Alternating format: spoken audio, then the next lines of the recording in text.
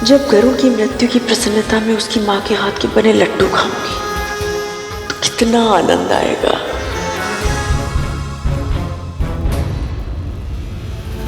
इन्हें इतना प्रसन्न देखकर न जाने क्यों मुझे अजीब सा संदेह हो रहा है। नहीं, कुछ अनुचित नहीं सोचना चाहिए मुझे।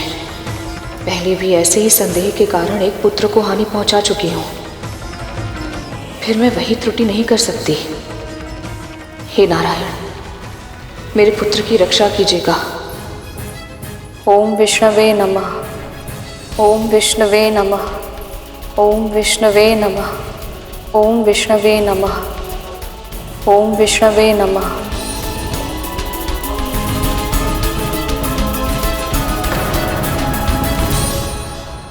मेरे धैर्य की परीक्षा मत ले गरुड़।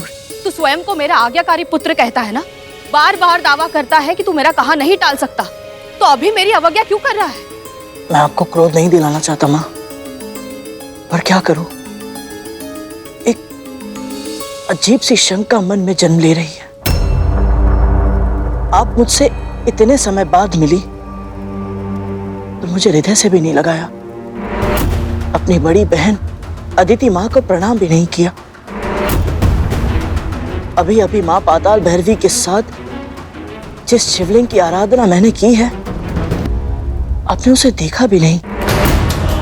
और सबसे बड़ी बात ये जानते हुए कि मैं अरुण भैया से और शेषनाग भैया से मिलकर आया हूं, आपने ये तक नहीं पूछा कि वो कैसे हैं, कुशल से तो हैं?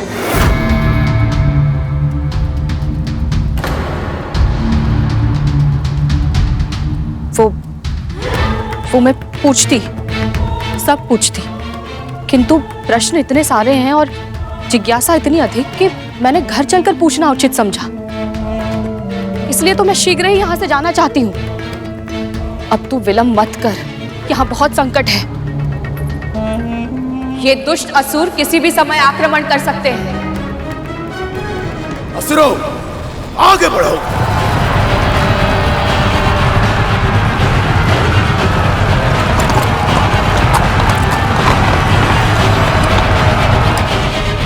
मैं यहाँ से नहीं जा सकता माँ।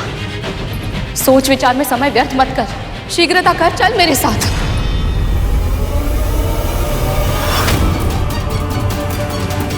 आपने जब मुझे वो संस्कार दिए थे, या तो आपको समझने में मुझसे तब भूल हुई थी या अब हो रही है।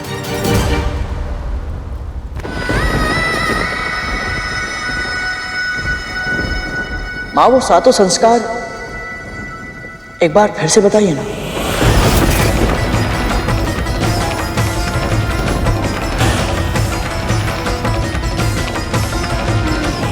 अभी? हाँ, अभी। यदि मैंने तो इसकी शंका और भी अधिक बढ़ जाएगी, और यदि इसे क्रोध आ गया तो नहीं नहीं, कुछ तो करना ही पड़ेगा।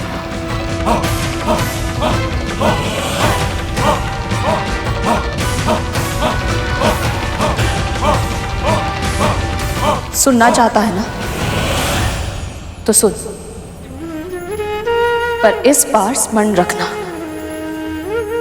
ऐसा कोई युद्ध मत करना जिसे तू जीत ना सके।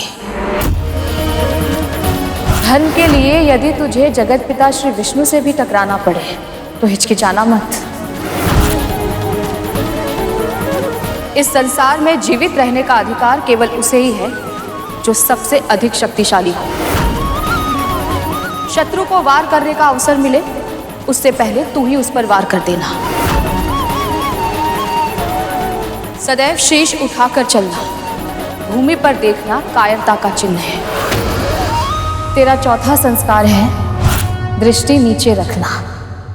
विनम्रता से झुका हुआ शीश ही पूजनीय होता है। यदि पराजय सामने हो तो शीश झुकाना शीश कटाने से अच्छा विकल्प है। जिन विषयों का संबंध तुझसे नहीं है उसमें कभी हस्तक्षेप मत करना। स्वयं का हित सोचे बिना केवल दूसरों के हित के लिए किया गया कार्य ही परोपकार होता है। इसे निस्वार्थ भाव से करना होता है गुरु। किसी लाभ, अपेक्षा या प्रशंसा के बिना। कौन से संस्कार है ये मेरी माँ नहीं हो सकती। कोई ना कोई गड़बड़ अवश्य है।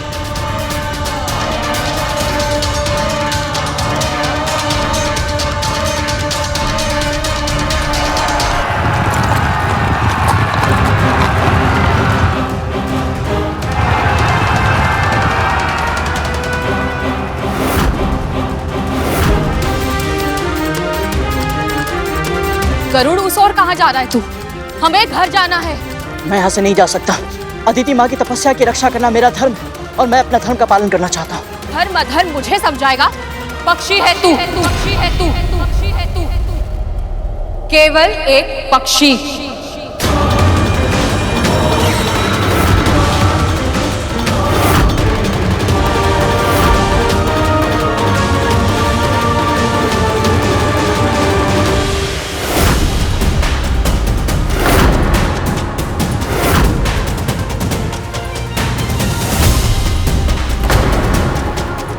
मेरा अर्थ है गरुड़। ना तो मेरी माँ मुझे कभी ऐसे पुकारती है और ना ही धर्म के मार्ग पर चलने से मुझे रोकती है।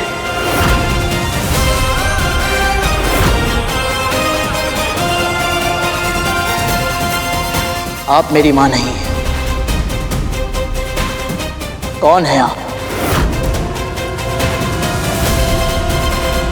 जानना पर्याप्त नहीं है पक्षी, अब पहचान ले। मैं तुझे जीवित ही खा जाऊंगी।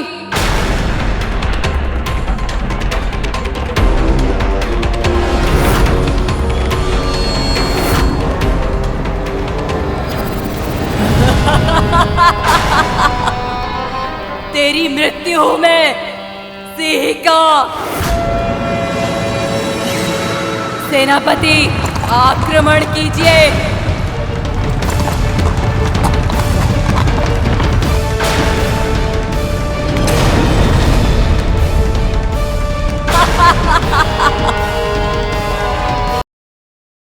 मैं उड़ क्यों नहीं पा रहा हूं?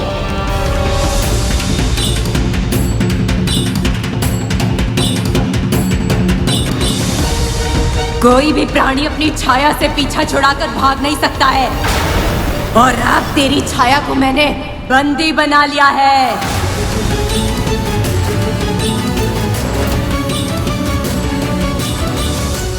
अब कहां जाएगा पक्षी?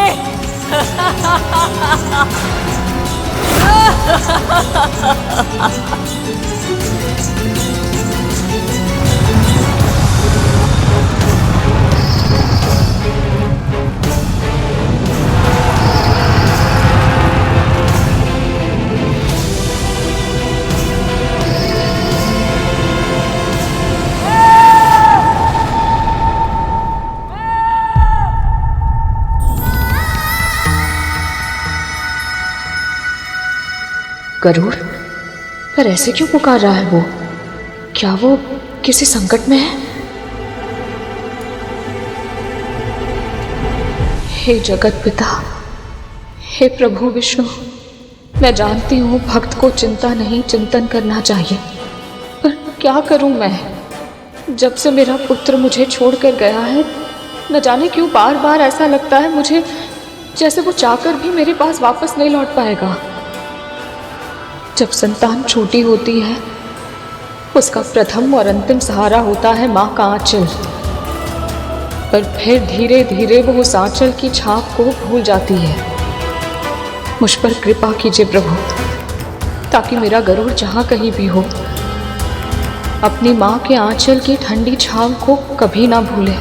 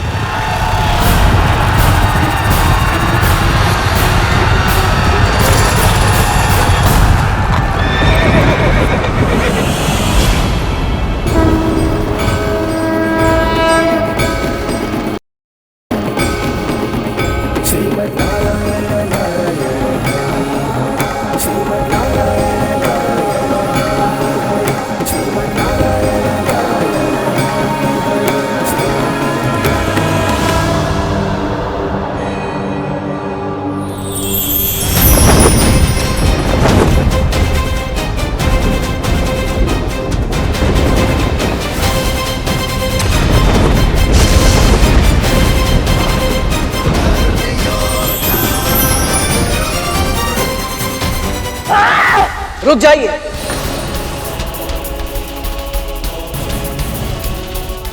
आप मेरी मां बनकर मेरे सामने आई, 2 पल के लिए सही, पर आपके कारण मैं अपनी मां के दर्शन कर पाया, उनके साथ होने के दिव्य अनुभव को जी पाया। इसलिए मैं आप पर प्रहार नहीं करना चाहता।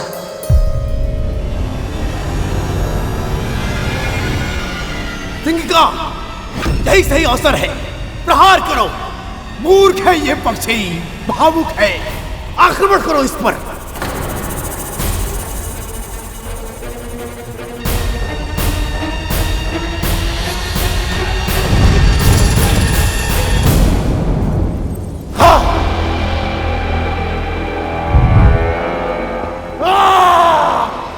असंभव है ये। इतनी धृष्टता, मुझे पराजित करने के लिए मां के प्रति मेरे प्रेम का अनुचित लाभ उठाया तूने। अपने छल में मेरी मां का उपयोग किया। तूने गरुड़ की मातृभक्ति को ललकारा है वज्रांग। इसी क्षण अपने प्राण बचाकर भाग जा वज्रांग, या फिर अत्यंत भयानक और पीड़ादायक मृत्यु के लिए तैयार हो जा।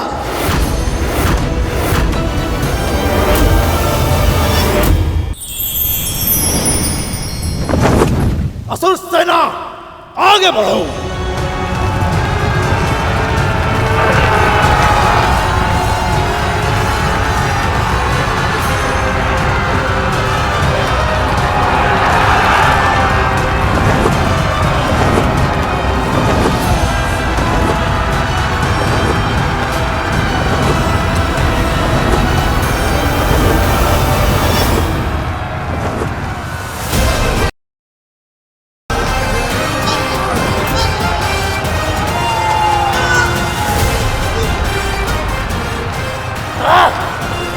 असुर सैनिकों, कहां पीठ दिखा के भाग रहे हो? आक्रमण करो।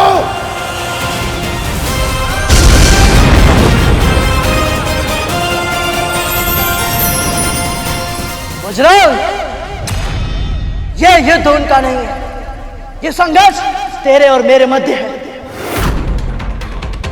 असुरों का सेनापति है तो निर्दोष सैनिकों के प्राण संकट में मत डाल।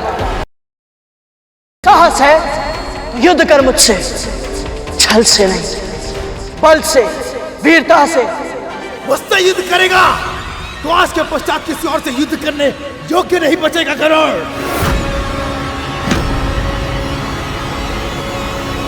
वाह!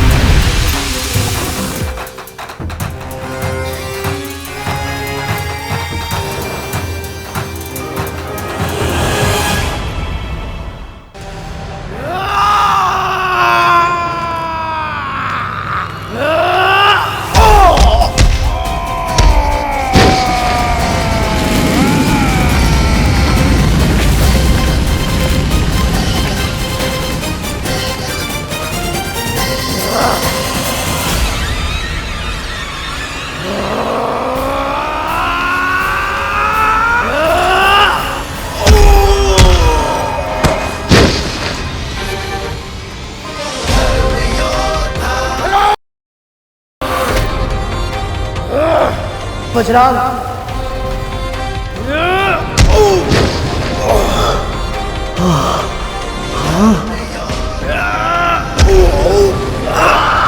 रुक जाओ पुत्र, रुक जाओ।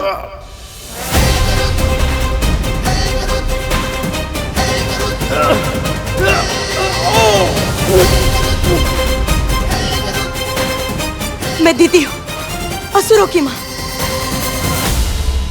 तुम्हारी बड़ी माँ। मेरे पुत्र को क्षमा कर दो,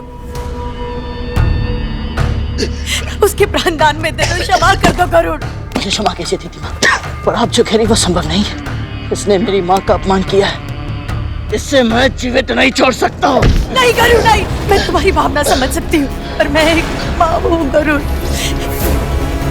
माँ होने के नाते मेरे पुत्र को क्षमा कर दो। मतलब मैं तुम जो चाहोगे मैं तुम्हें दूंगी, तुम्हारी हर आशा, तुम्हारी हर अभिलाषा पूरी करूंगी। मेरे पुत्र को क्षमा कर दो गरुड़। मेरी माँ के सम्मान के अतिरिक्त और कोई इच्छा नहीं है मेरी। मैं भी आपसे प्रार्थना करता हूँ दीदी माँ, मुझे मत रोकिए, मैं आपका अनादर नहीं करना चाहता। मैं अपनी माँ का अनादर भी नहीं सह सकता। इसे अपने किए का दंड अवश्य मिलेगा। नहीं गरुड़ नहीं, तुम अपनी माँ की दास्तां की कथा सुनना चाहते हो ना? मैं तुम्हें सुनाऊंगी, मैं तुम्हें सुनाऊंगी। मेरे पुत्र को क्षमा कर दो। सत्य कह रही हैं आप? हाँ, मैं तुमसे सत्य कह रही हूँ। मेरे पुत्र के प्राण के लिए तो बहुत छोटा सा मूल्य है। आप सब कुछ बताएंगे मुझे? हाँ पुत्र, मैं तुम्हें सब कुछ सत्य बताऊंगी।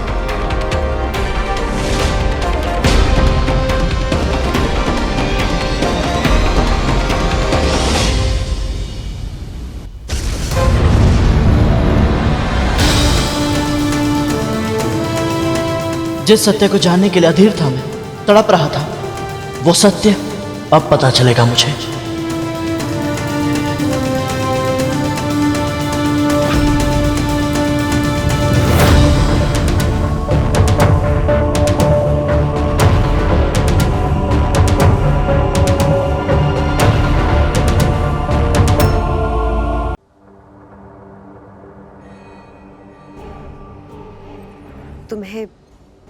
तुम्हें ज्ञात नहीं है गरुड़, तुम्हारे जन्म से पूर्व वृंदा का जीवन कैसा था? मुझे अनुमान है दीदी माँ, मैं 7 लोगों की यात्रा पार करके वैकुंठ गया था।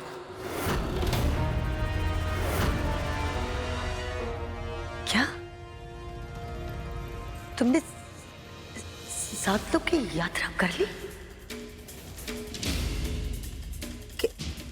कैसे की तुमने?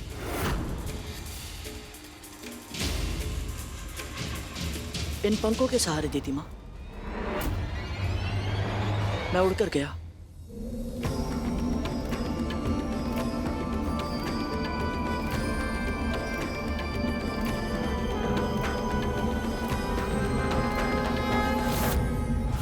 और शीघ्र ही 7 लोग पार करके अपने लक्ष्य तक पहुंच गया। और तुम्हारे मार्ग में कोई बाधा नहीं आई? किसी ने रोका नहीं तुम्हें गरुड़? नहीं, बस विरजा नदी में कुछ समय के लिए फंस गया था। ओम विष्णवे नमः, ओम विष्णवे नमः। और फिर मैं वैकुंठ पहुंचा और वहां मुझे शेषनाग भैया मिले। और शेषनाग ने तुम्हें देखते ही पहचान लिया? नहीं दीदी माँ,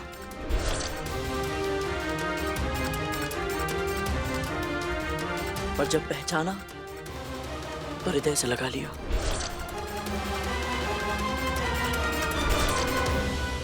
कद्रू को और मुझे अनुमान भी नहीं था कि ये पक्षी इतना शक्तिशाली है। करो, और क्या कहा शेषनाग ने तुम्हें? उन्होंने बताया कि बड़ी माँ और उनके अन्य पुत्रों ने छल और कुटिलता से मेरी माँ को अरुण भैया के डिम फोड़ने पर विवश कर दिया था। क्या तुम्हें भी लगता है तुम्हारा डिम सड़ गया है? प्रातः आकर देख लेना, यदि अभी देखना है तो रोना होगा ना। उसी कारण अरुण भैया ने क्रोध में आकर मेरी माँ को दास्ता का श्राप दे दिया था। जिस प्रकार मैं अपनी विवशता का दास बन गया, उसी प्रकार आप भी अपनी बहन की दासी बनकर रहेंगी। ये श्राप है मेरा।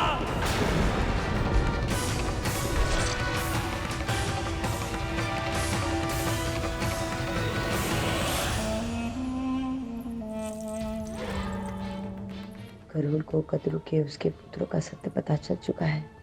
अब इसे मूर्ख बनाना संभव नहीं है। यदि मुझे स्वयं को और अपने पुत्रों को इसके क्रोध से बचाना है तो मुझे सब कुछ वैसा ही बताना पड़ेगा जैसा सच में हुआ था।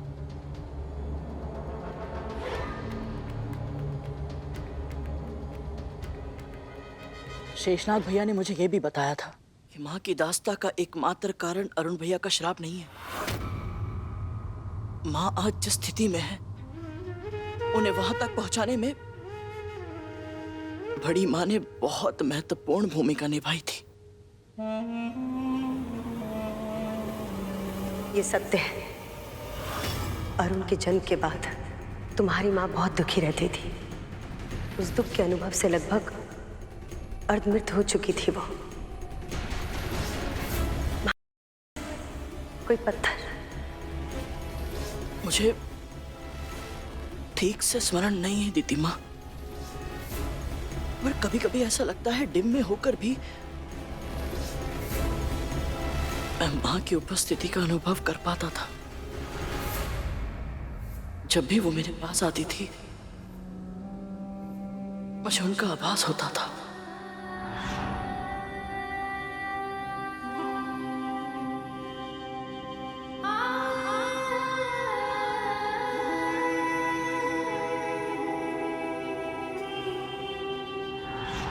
अपने निकट उपस्थित व्यक्तियों के प्रति संदेहशील तो तुम पहले से ही थे।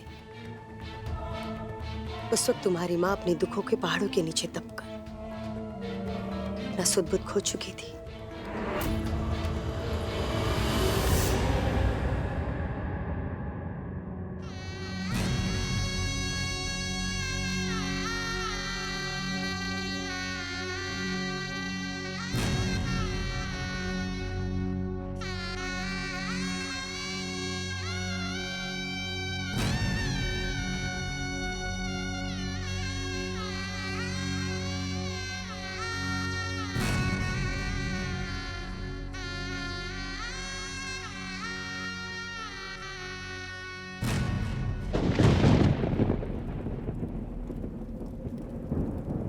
अरुण, कितनी अभागी हूं मैं। ना तो अपने पुत्र को दूध पिला पाई, ना ही लोरी सुना पाई।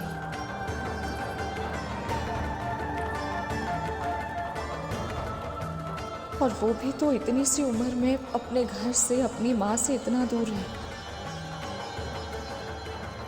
कौन ध्यान रखता होगा उसका?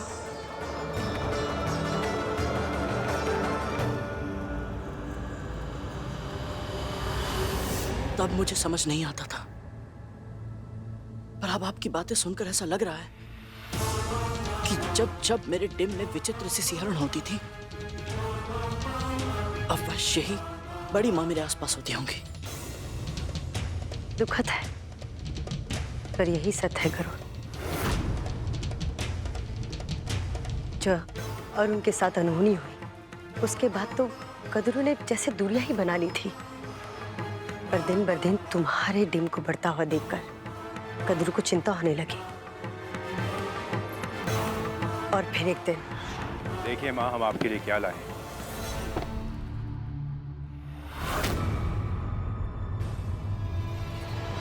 दुनिया के सबसे अनोखे, दुर्लभ और मूल्यवान रत्न।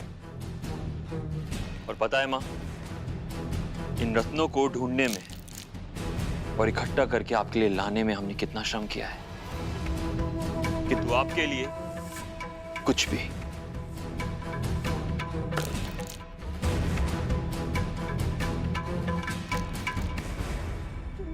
इतनी छोटी कैसे हो सकती है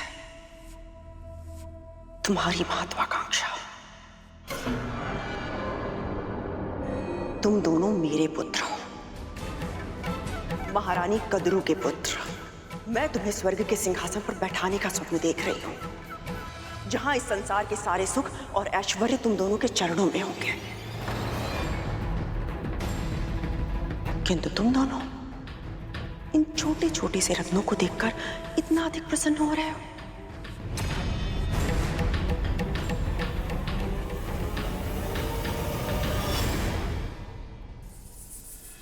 विंता के पुत्र को इंद्र से अधिक शक्तिशाली होने का वरदान मिला था, पर कोई भी वरदान मेरे स्वप्न को सत्य में परिवर्तित करने से नहीं रोक सकता।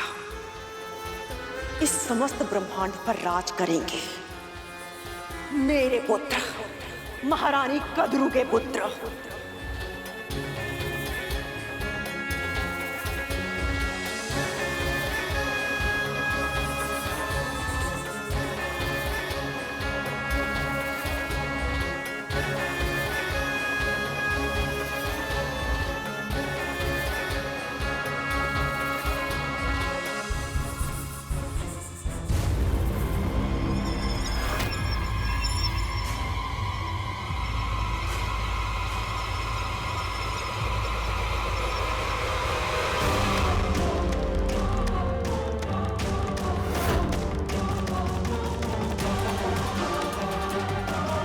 ये मेरा संदेह है या ये दिन अनवरत बढ़ता ही जा रहा है।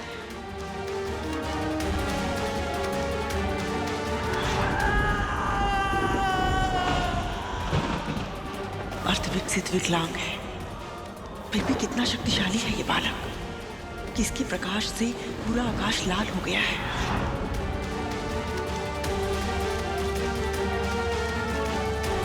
अच्छा ही है ना माँ, छोटी माँ का पुत्र इस डिम से निकलकर जितना बड़ा और शक्तिशाली होगा, उसे युद्ध करके पराजित करने में और पूरा का पूरा निगल जाने में कितना आनंद मिलेगा।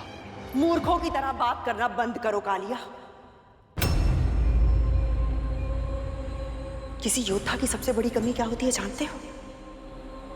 अपने शत्रु की क्षमता को स्वयं से कम आंकना।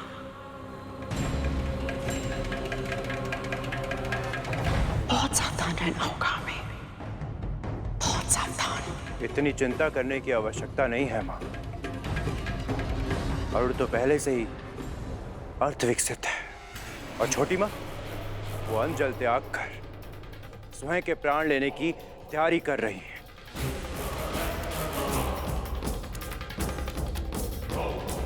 और जब ये पैदा होगा तो हम इसका वध कर देंगे। यदि नहीं कर पाए तो?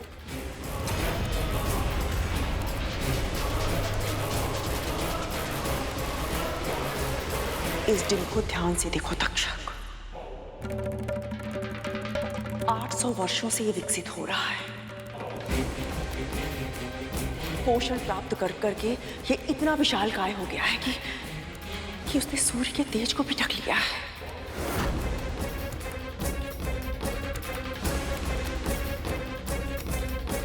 धरती के महानतम ऋषियों ने इसके जन्म से पूर्व भविष्यवाणी की थी कि इसके तन में अद्भुत शक्ति होगी और इसके भाग्य में अभूतपूर्व सफलता।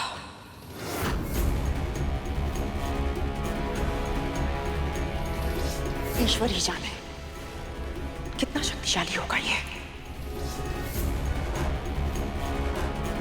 जब तक हमें उसके सामर्थ्य का अनुमान पूर्ण रूप से नहीं लग जाता, हमें विंता को जीवित रखना होगा। केवल विंता ही है जो अपनी संतान को नियंत्रित करेगी, पर इसके लिए हमें सुनिश्चित करना होगा कि विंता हमारे नियंत्रण में रहे।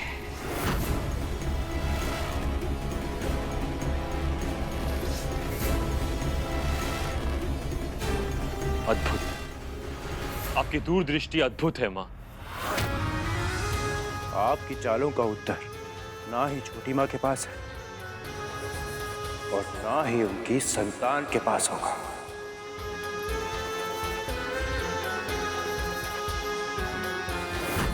जब कद्रू ने विंता के दिन की शक्ति देखी, उसी क्षण उसने तय कर लिया कि उसे कुछ भी करके विंता को अपने नियंत्रण में कर लेना होगा।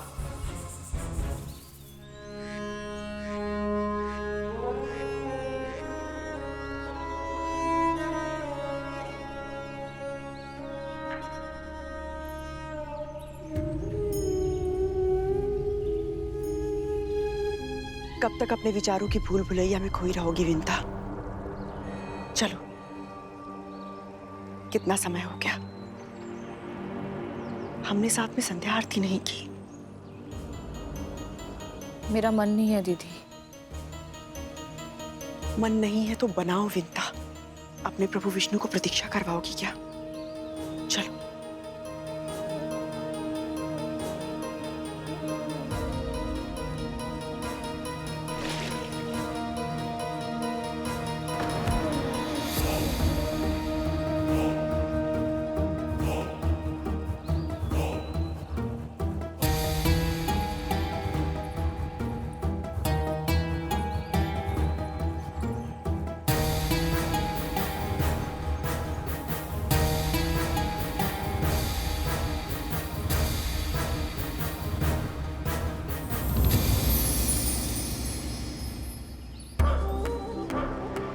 दो दिन से अपने पाँव को जल में डालकर बैठी हो।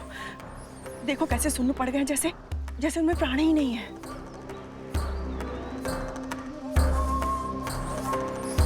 विंता,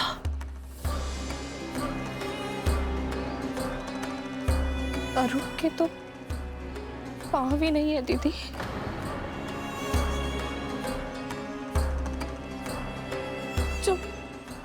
जब मुझे इतना कष्ट हो रहा है तो उसे प्रतिदिन कितना कष्ट सहना पड़ता होगा। मेरे कारण मेरे पुत्र का जन्म अर्धविकसित परिस्थिति में हुआ और अब वो मुझसे इतना दूर चला गया है कि मैं उसका पालन पोषण भी नहीं कर सकती। दीदी, वो अकेले सब कुछ कैसे संभालता होगा? उसे भूख लगती होगी तो उसे भोजन कौन देता होगा? 2 घूंट पाने के लिए उसे कितना प्रयत्न करना पड़ता होगा ना। मुझे क्षमा कर देना विंता। आज तक स्वीकार नहीं करना चाहती थी, किंतु सत्य तो यही है ना कि जो कुछ भी हुआ उसके लिए दोषी मैं हूं। यदि मैं तुमसे नहीं कहती कि मैं 500 वर्षों तक डिम के फूटने की प्रतीक्षा नहीं करूंगी तो अवश्य तुम अपना डिम नहीं फूटती ना।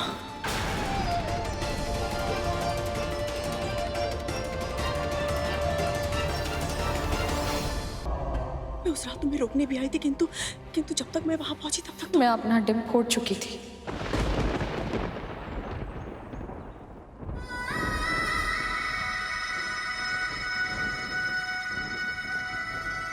आपने तो केवल कहा था दीदी, किया तो मैंने था।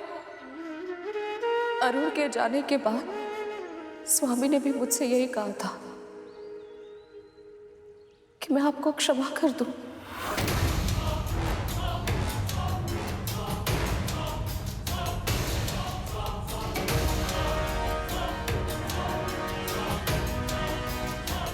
महर्षि कश्यप ने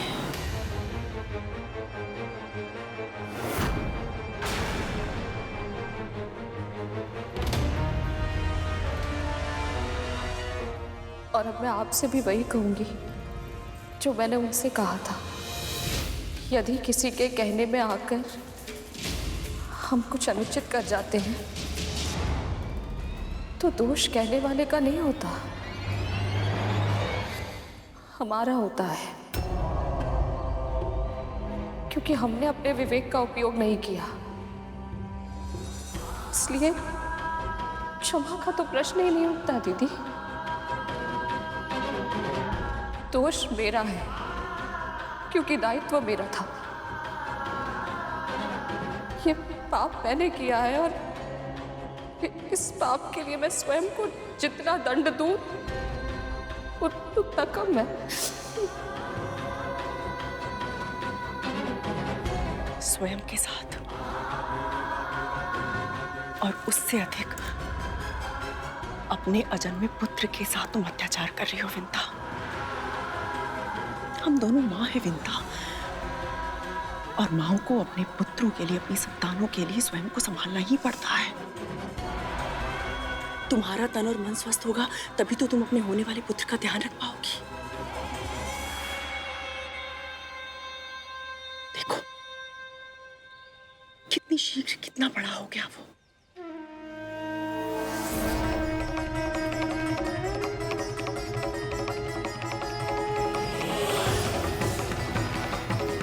कितना शक्तिशाली होगा वो।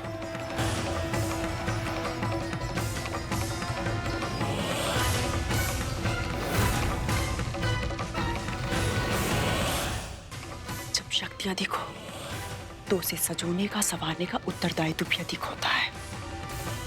शक्तिशाली तो वो सबके आशीर्वाद से बनेगा, किंतु उसे उत्तरदायी बनाना तुम्हारा कर्तव्य है, ताकि उस शक्ति का अनुचित उपयोग ना हो। ना वो क्रोधी बने, ना वो दंभी बने। इसलिए तुम्हें उसे नियंत्रित करना होगा, है ना?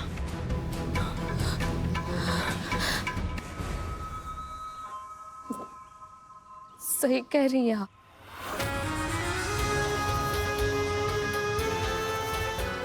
मैं चाहती थी मेरा पुत्र अपने माता पिता का सम्मान करे, उनके संस्कार सीखे, पर उससे पहले मुझे योग्य बनना होगा, क्योंकि संतान अपने माता पिता को जैसा व्यवहार करते देखती है वही सीखती है और वैसा ही आचरण भी करती है।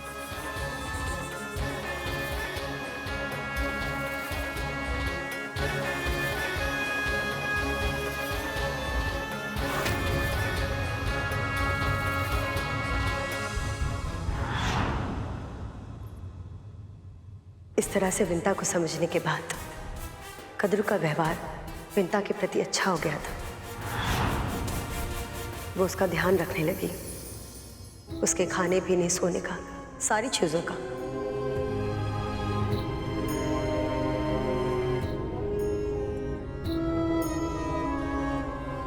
विंता का स्वास्थ्य भी अच्छा होने लगा था, परंतु उसका मन अभी भी अरुण के लिए विचलित था।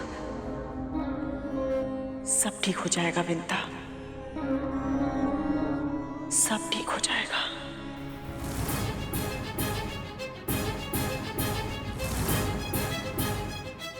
सब ठीक तो होना ही है, क्योंकि पहले मैं तुझे समझा बुझाकर स्वस्थ करके अपने नियंत्रण में लूंगी, और फिर तेरे माध्यम से तेरे दूसरे पुत्र को नियंत्रित करूंगी।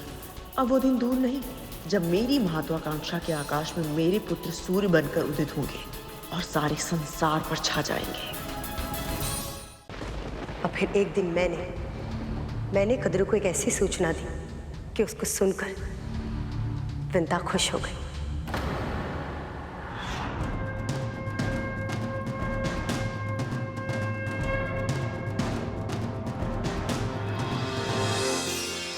विंता,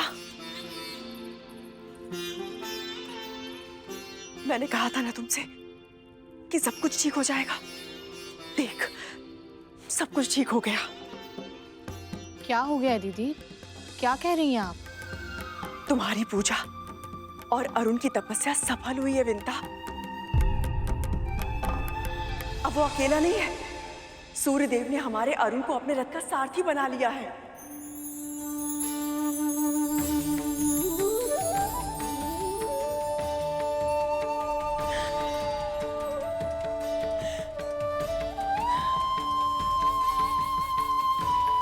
सच? हाँ विंता, बिल्कुल सच। तुम अब प्रतिदिन अपने पुत्र की लालिमा का अनुभव कर पाओगी, और वो भी तुमको देख सकेगा। प्रतिदिन विंता, प्रतिदिन।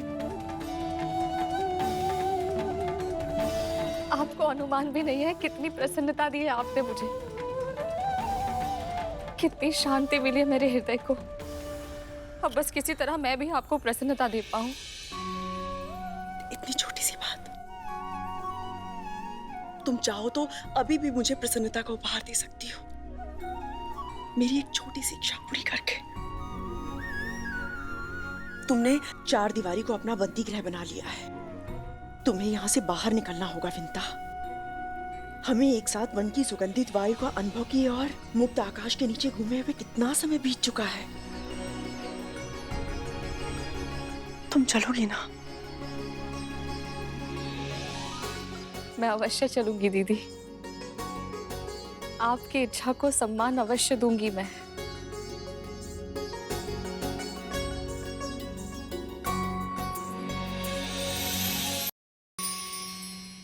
मेरी इच्छा तो बस ये है कि तुम्हें इन 4 दीवारों से बाहर निकालने के बहाने आजीवन दास्तां की बेड़ियों में बांध सकूं। बड़ी माँ मेरी माँ की भावनाओं के साथ खिलवाड़ कर रही थी। उनके प्रेम, उनके विश्वास का अनुचित लाभ उठा रही थी वो।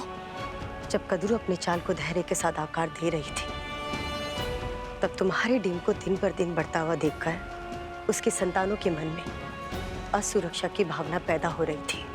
भविष्य में तुम उनके अस्तित्व के लिए संकट बन सकते हो, विशेष रूप से तक्षक और कालिया।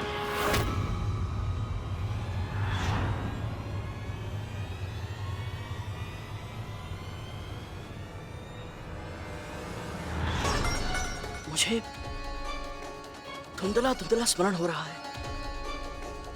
कभी कभी मुझे संकट का आभास होता था तो गहरे काले रंग की छायाकृतियां दिखाई देती थी। अब समझ आया कि वो तक्षक भैया और कालिया भैया थे। वो दोनों इतने शक्तिशाली थे कि अपनी ऊर्जा संभालना उनके लिए संभव नहीं था। वो सदैव किसी ना किसी को खोजते रहते थे ताकि उसको कष्ट देकर अपना मनोरंजन कर सके।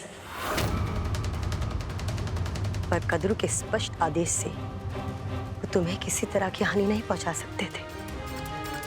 पर उनके स्वभाव में असुरक्षा और जलन थी, इसलिए तुम्हें तंग करने का विचार उनके मन मस्तिष्क से कभी नहीं गया।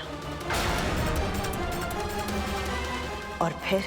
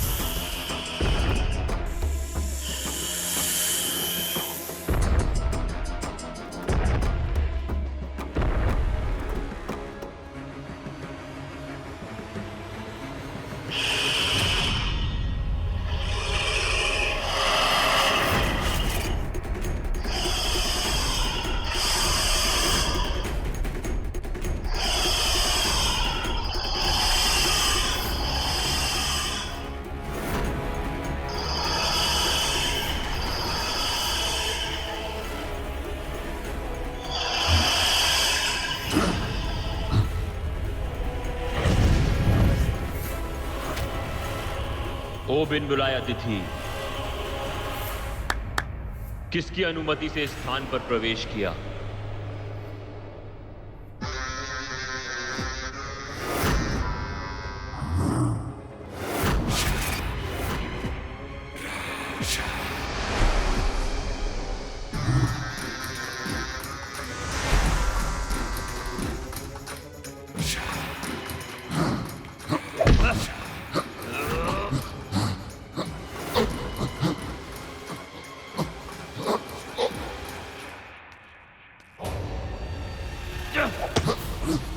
रुक जा।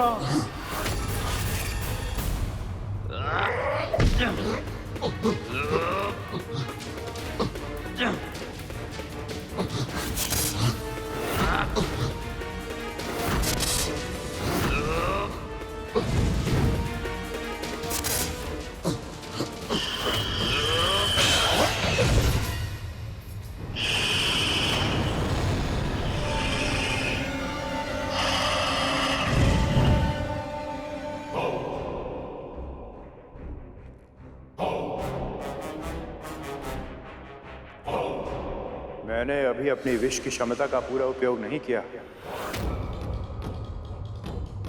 क्योंकि उसे अपना शत्रु बना के क्या लाभ, जिसे हमारा मित्र होना चाहिए। किंतु तक्षक भैया,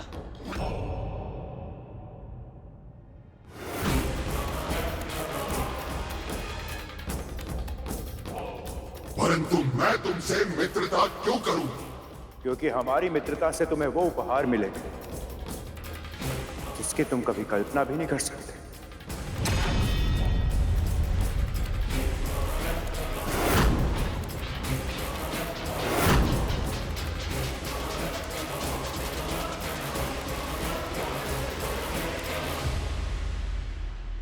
वो डिम देख रहे हो?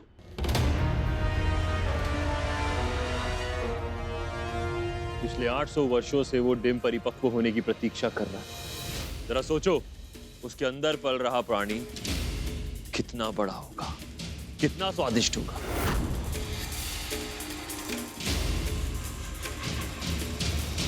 तुम चाहो तो अकेले पूरा का पूरा खा सकते हो।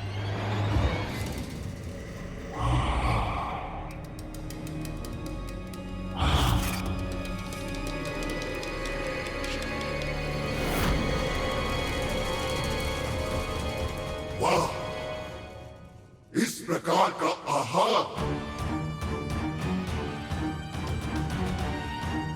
वाह, तुम दोनों निश्चित ही मेरी मित्रता के योग्य हो।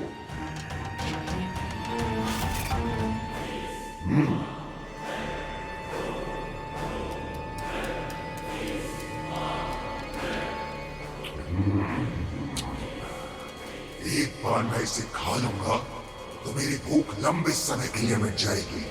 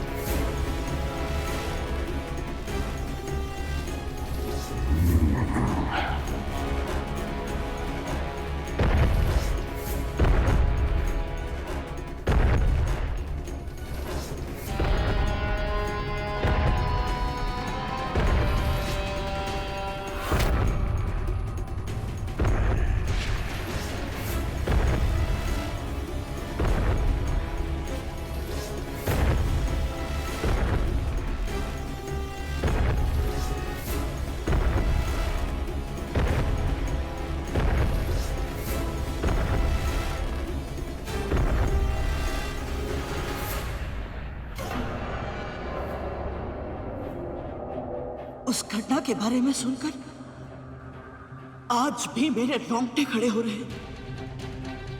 मुझे अच्छी तरह स्मरण है वो दिन। बहुत आशंकित था, डिम के भीतर असहाय अनुभव कर रहा था। लग रहा था जैसे साक्षात मृत्यु मेरी ओर बढ़ी चली आ रही है। मृत्यु का दूसरा नाम था वो दानव, जिसे तक्षक और कालिया ने भेजा था तुम्हारे लिए। पर वो नहीं जानते थे कि वो कितनी बड़ी संकट में फंसने वाले थे। कैसे दीदी माँ?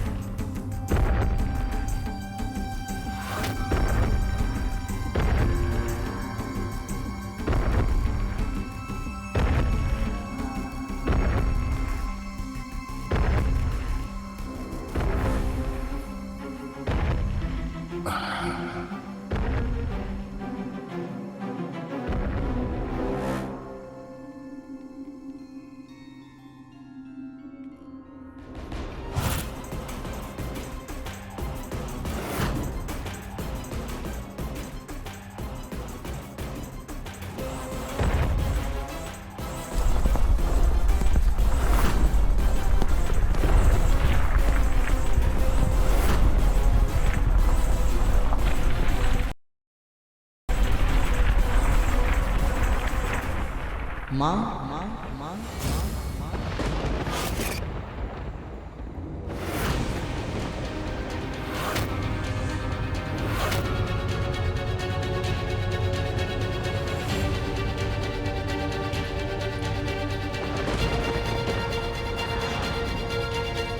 मुझे आभास हो रहा था दीदी माँ कि कोई भयानक दुष्ट छाया मेरे डिम की भारी आवरण को छू रही है।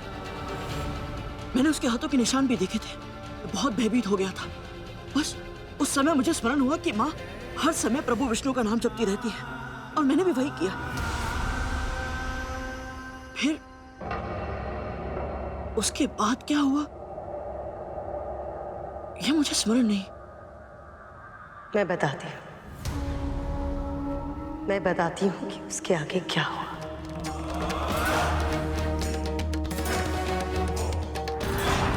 ओम नमः नारायणाय, ओम नमः नारायणाय, ओम नमः नारायणाय, ओम नमः नारायणाय, ओम नमः नारायणाय, ओम नमः नारायणाय।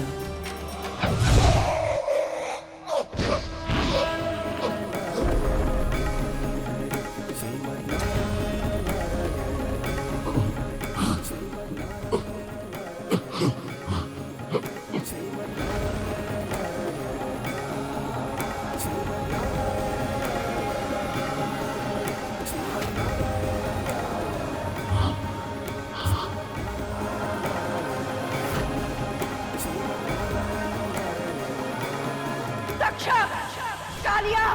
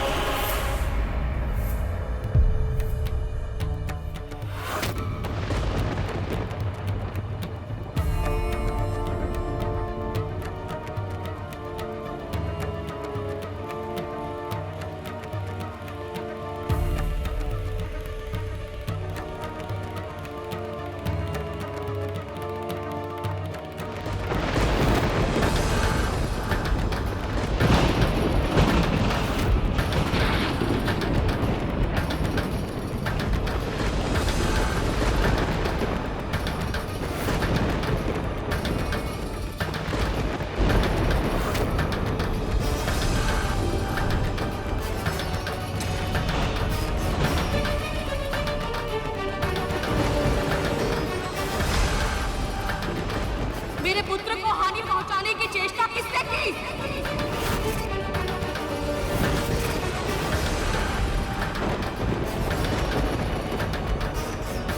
मेरे पुत्र को हानि पहुंचाने की चेष्टा किसने की?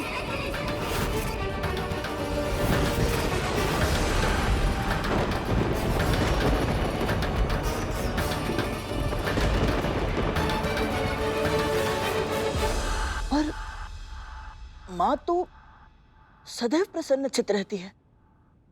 परिस्थिति कैसी भी हो, ना उनका मन भटकता है ना मस्तिष्क विचलित होता है। उन्हें इतना अधिक क्रोध आ सकता है, ये विश्वास करना भी कठिन है मेरे लिए। जानते हो, संसार में सबसे ज्यादा बलवान, सबसे ज्यादा बुद्धिमान व्यक्ति को भी किससे भय लगता है? समुद्र के मध्य आने वाली आंधी से, अमावस्या की घनघोर अंधेरी रात्रि से, और सत्य के मार्ग पे चलने वाले उस व्यक्ति के क्रोध से, जिस व्यक्ति ने कभी किसी का बुरा ना किया हो। उस व्यक्ति को कभी क्रोध नहीं दिलाना चाहिए गरुड़, क्योंकि जब ऐसे व्यक्ति को क्रोध आता है तो फिर सब कुछ नष्ट हो जाता है, कुछ नहीं बचता। बड़े से बड़े अपराध को क्षमा करना तुम्हारी माँ का मूल स्वभाव है, पर है तो वो एक माँ ही। और जब अपने संतान पे संकट आता हुआ देखती है तो स्वयं मृत्यु के देवता यमराज से भी अधिक भयंकर होता है उस माँ का क्रोध। उत्तर दो, कौन है जिसने मेरे पुत्र पर कुदृष्टि डालने का दुस्साहस किया?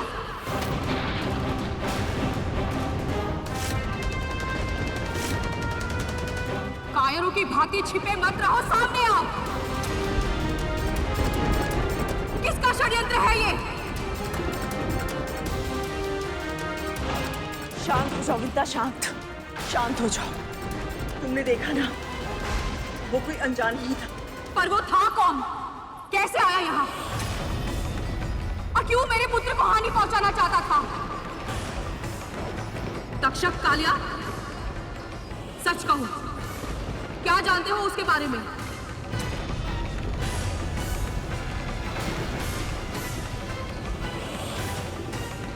इन्हें कैसे पता होगा? ये तो मेरे साथ आए हैं ना। हाँ छोटी माँ, हम तो अभी अभी आए। हाँ छोटी माँ।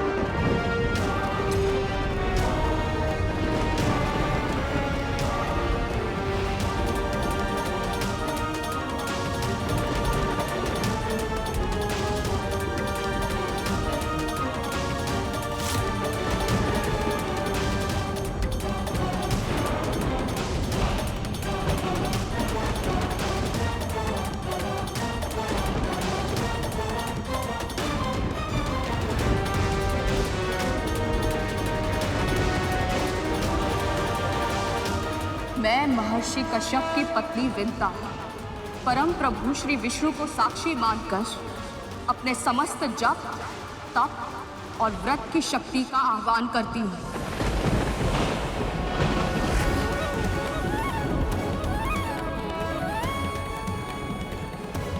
मैं अपने डिम के निकट रहूं या ना रहूं, यदि कोई भी प्राणी मेरी इच्छा के बिना इस सुरक्षा घेरे को पार करने का प्रयत्न करेगा, वो उसी क्षण जलकर भस्म हो जाएगा।